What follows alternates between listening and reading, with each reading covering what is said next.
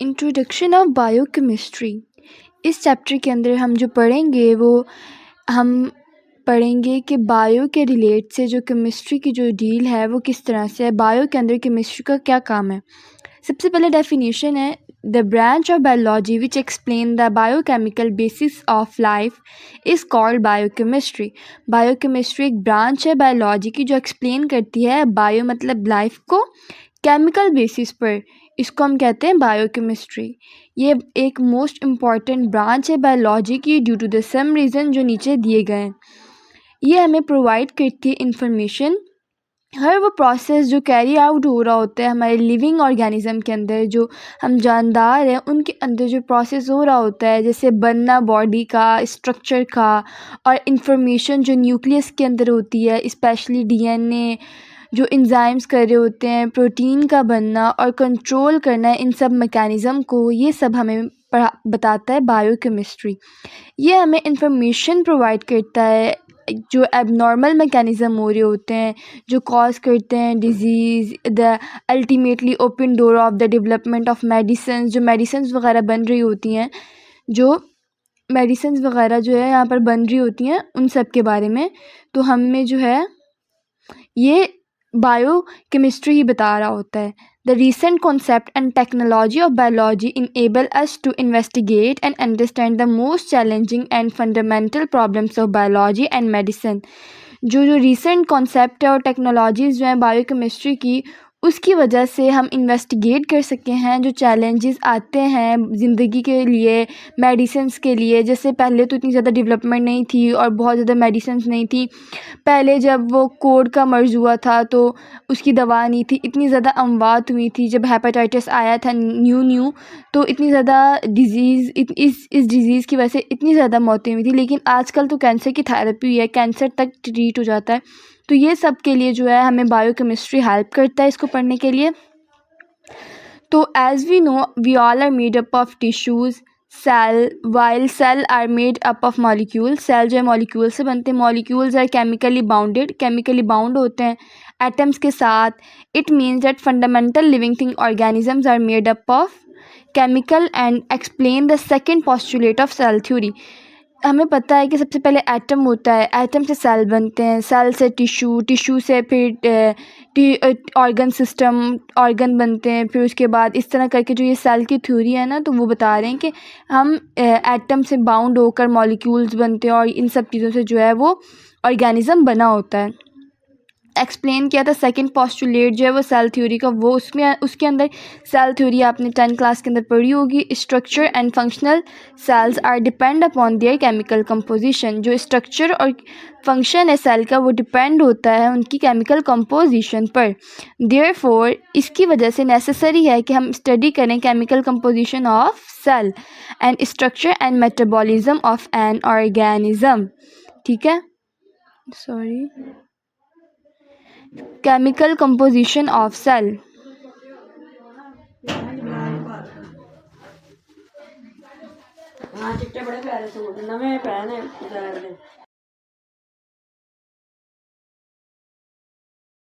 ये जो है केमिकली बताना कि सेल किस तरह से बना हुआ है, ये हमें कैसे पता चला था?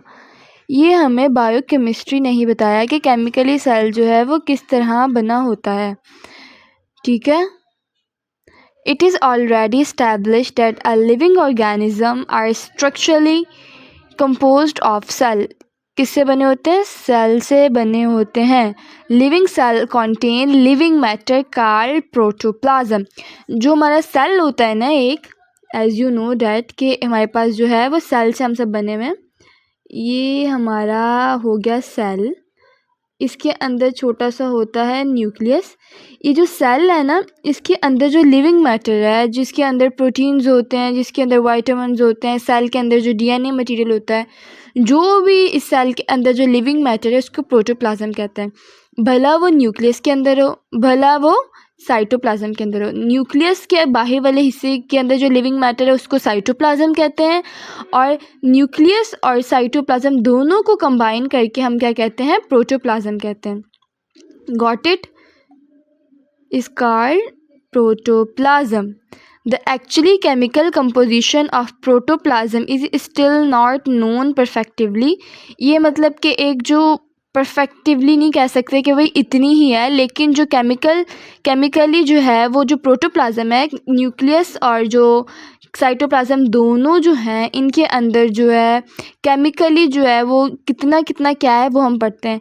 केमिकली जो प्रोटोप्लाज्म है वो कंटेन करता है 70 to 90% ऑफ वाटर। 70 to 90% इसके अंदर वाटर होता है।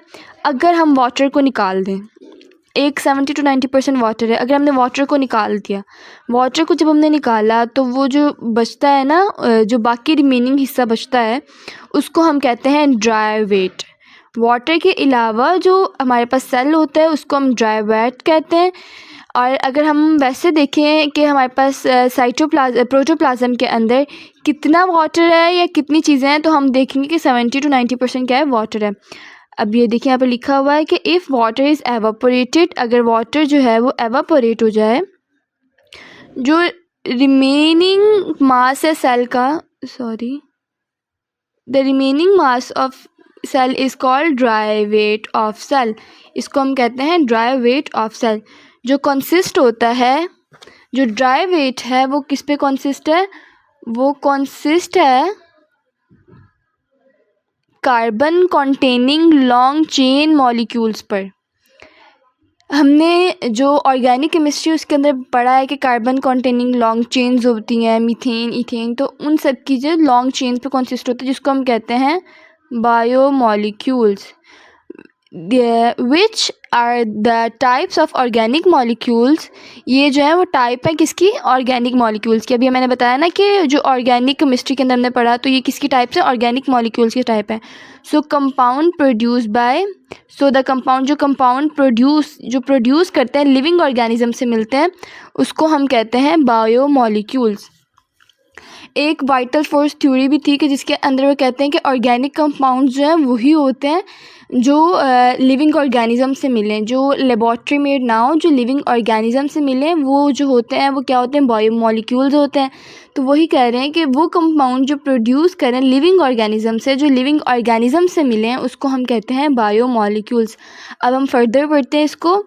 द एलिमेंट, वो एलिमेंट जो इन्वॉल्व होते हैं इन द सिंथेसिस, बनाने में बायोमॉलिक्यूल्स को, वो जो है वो मेनली 6 हैं। अब जो carbon containing long chain biomolecules हमने पढ़ा, उसको वो जो ऑर्गेनिक मॉलिक्यूल्स होते हैं, और ये मॉलिक्यूल्स को हम बायोमॉलिक्यूल्स कहते हैं जो लिविंग ऑर्गेनिज्म से मिले। अब जो बायोमॉलिक्यूल्स को बनाने के लिए जो मेन एलिमेंट्स होते हैं वो 6 हैं, carbon, hydrogen, oxygen, nitrogen, phosphorus and sulphur. अब आपने इस पूरे पेज के अंदर जो एमसीक्यूज़ के पॉइंट ऑफ व्यू से आपने जो याद रखना है वो है कि भाई जो सेल के अंदर न्यूक्लियस और जो साइटोप्लाज्म को, दोनों को मिलाकर हम कहेंगे प्रोटोप्लाज्म। प्रोटोप्लाज्म की जो हम अगर केमिकल कंपोजिशन देखें तो वो उसके अंदर 70 to 90% वाटर होता है। अगर हम वाटर निकाल दें, वाटर को निकालने के बाद जब वो सेल बचेगा उसको हम कहेंगे dry weight. Dry weight cell जो है वो बायोमॉलिक्यूल्स पे कंसिस्ट होता है, जो carbon containing long chain molecules होती हैं, ये लिविंग ऑर्गेनिज्म से बनती हैं।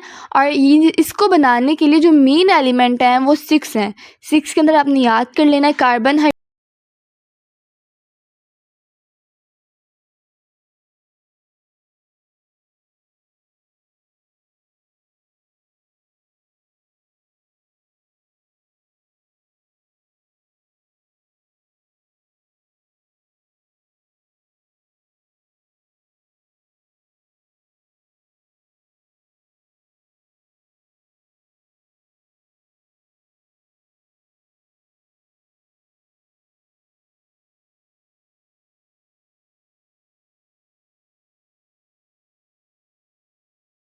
% जो बनते हैं वो कार्बन, सल्फ़र और फास्फोरस वगैरह जो हमने पढ़ा।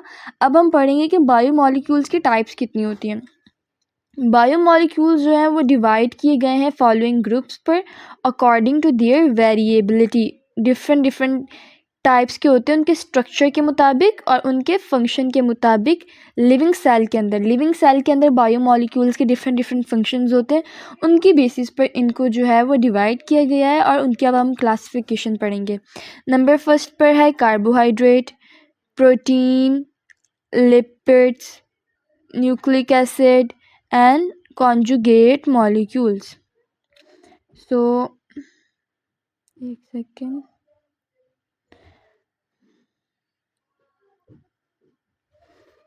Biomolecules, carbohydrate.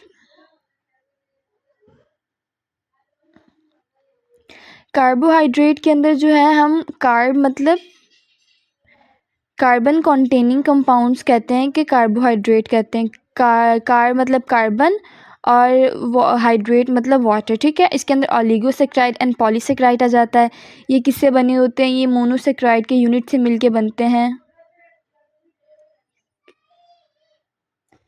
और इनके अंदर जो लिंकेज पाई जाती है कि मोनोसेक्राइड्स की यूनिट किस तरह लिंक करते हैं, तो ये ग्लाइकोसिडिक लिंकेज से ये लिंक कर रहे होते हैं, ठीक है। अब जो है वो प्रोटीन्स के बारे में पढ़ते हैं। प्रोटीन्स जो है वो अमाइनो एसिड से मिलके बनते हैं, ये आगे हम पढ़ेंगे इनकी फर्दर। और जो अमाइनो एसिड्स जो है वो एक दूसरे के साथ जुड़े होते हैं, वो जुड़े होते हैं पेप्टाइड लिंकेज के साथ, ठीक है। अब जो है वो लिपिड्स के अंदर हमारे पास आ जाती हैं फैट्स, ऑयल्स, फॉस्फोलिपिड्स, ट्रेपिनॉइड्स। इसके अंदर जो है ये किन किन से मिलके बने होते हैं? ये जो फैट्स एंड ऑयल हैं ये ग्लाइसरॉल एंड फैटी एसिड से बना होता है मिलके। ग्लाइसरॉल फॉस्फोलिपिड जो है वो glycerol, fatty acid, phosphate and Colin, इनके लिंकेज से मिलके बना होता है। आइसोट्रोपिन्स जो हैं वो आइसोप्रोनाइड यूनिट से मिलके बने होते हैं। जो फैट्स एंड ऑयल के अंदर जो लिंकेज होती है वो ईस्टर लिंकेज होती है। जो फॉस्फोलिपिड्स के अंदर होती है वो Easter and carbon carbon linkage होती है। और जो ट्रेपीन्स के अंदर लिंकेज होती है वो कार्बन कार्बन लिंकेज होती है, ठीक है। अब हम जो है एक सेकेंड, जो हमारे पास न्यूक्लिक एसिड है, न्यूक्लिक एसिड के अंदर हमारे पास डीएनए और आरएनए आ जाता है। ये कहाँ जा रहा है?